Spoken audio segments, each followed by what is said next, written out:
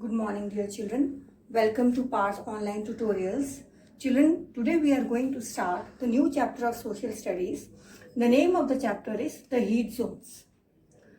In this chapter, we shall study about what is climate, what are the factors that affect the climate, and different heat zones. Today we are going to study what is climate and two of its factors. Climate क्या है? The average condition of weather for long period of time.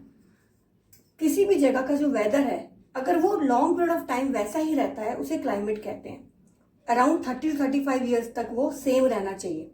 For example अगर हम अपनी country की बात करते हैं India, we know that the climate of India in from the month of November till January और February is cold, and when we proceed towards the months like March to July, it is summer, and it remains same for all the years. We see that every time in every year in June it is very hot, and every year in December and January it is very cold. So it is a climate of a place for a long period of time. अब climate के क्या factors हैं जो उसको affect कर रहे हैं? There are mainly 5 factors: altitude or height, distance from sea, wind, humidity, distance from equator. Today we shall study the first two factors of climate, that is altitude. Altitude का मतलब होता है height. अब बच्चों, we know that जो areas ऊपर की height में है, यानी कि फॉर एग्जाम्पल जो हिल स्टेशन है या माउंटेन्स हैं, when we visit these places in summer season, तो वहाँ का जो वेदर होता है बड़ा कूल होता है. और हम प्लेन्स में रहते हैं. अगर हम ज़्यादातर हिल स्टेशन में कब विजिट करते हैं? अब हमारी जो समर वेकेशन होती है तब जाते हैं. Why? Because the weather in those places are cooler and very pleasant. और हम जहाँ रहते हैं वहाँ बहुत गर्मी होती है. तो ऐसा क्यों है? वहाँ पे कूल क्यों है और यहाँ पे गर्मी क्यों है? Although both the places are in same country. Reason is क्योंकि वो ज़्यादा हाइट पे है, ऑल्टीट्यूड में है. तो जो प्लेसेस जब हाइट बढ़ती जाती है तो ठंड भी बढ़ती जाती है, टेम्परेचर कम होता जाता है. So this is the one of the factor which affects the climate. Second factor is distance from sea. We know that जो साउथ पार्ट है हमारे इंडिया का, वो लेफ्ट साइड और राइट साइड दोनों जो है ओशन है, सी है. एक तरफ अरेबियन सी है, एक तरफ बे ऑफ बंगाल है. तो जो प्लेसेस उस जगह पे हैं वहां पे जो क्लाइमेट है वो मॉडरेट रहता है, ना ज्यादा ठंडा ना ज्यादा गर्म. वो ऐसा क्यों है? Because of presence of moisture in it, humidity. अब डिस्टेंस ऑफ फ्रॉम द सी से क्या होता है? Sea breeze and land breeze, ये दो अकर होते हैं. कैसे?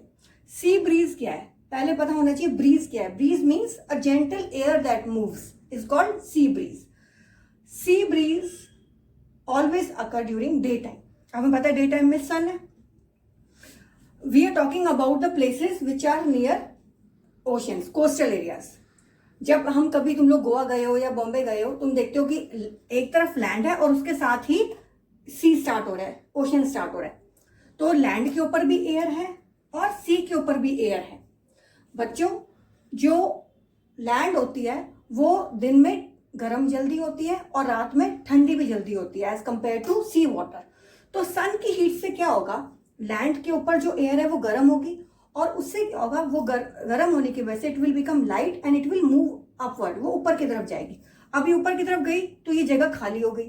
तो उससे क्या होगा? जो सी, उसके साथ जो सी लगी हुई है, सी के ऊपर जो एयर है वो कूल है और वो कूल एयर जो है लैंड की तरफ मूव करेगी.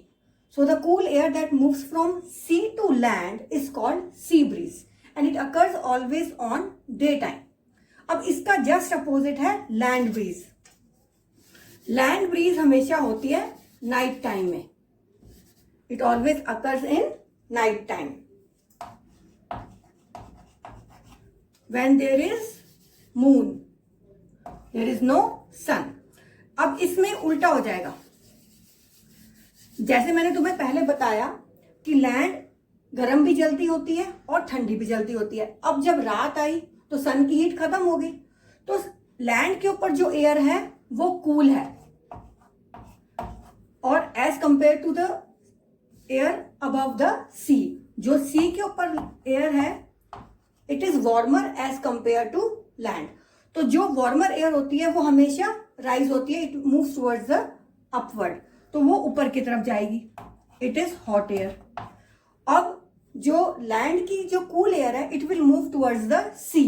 सो the cool air from land blowing towards the sea is called land breeze. It always occur during night time. So the cool air from land, it will move towards the sea. So these are two types of breezes, sea breeze and land breeze.